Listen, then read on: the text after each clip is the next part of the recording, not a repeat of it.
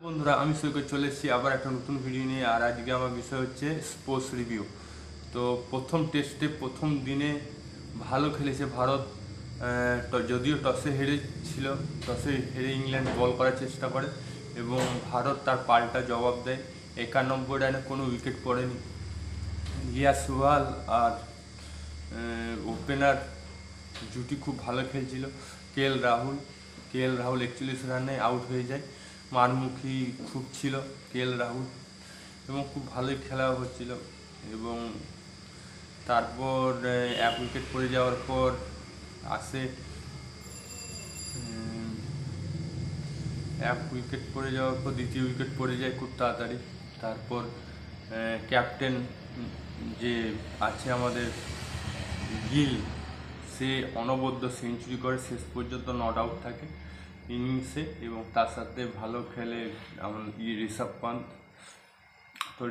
পান্ত ভালো sweep shot মারছিল। প্রত্যেকটা সুইপ শট একদম চালাকি সহকারে মারছিল এবং খুব ভালো খেলছিল।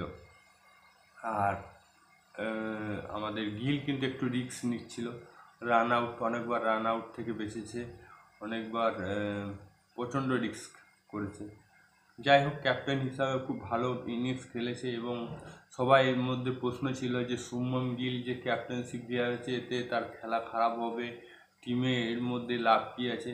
তো প্রমাণ করে দিল যে শুভমন গিল যে ভালো ক্যাপ্টেন, হ্যাঁ ভালো খেলতে পারে, তার প্রমাণ হচ্ছে প্রথম দিনে 359 3 উইকেটে।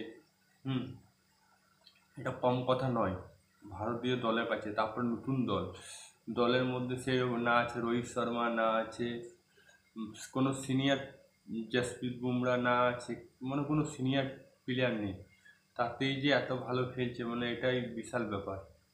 দেখা যাক, এখনও অনেক প্লেয়ার আছে, 500 রান করতে পারে কিনা।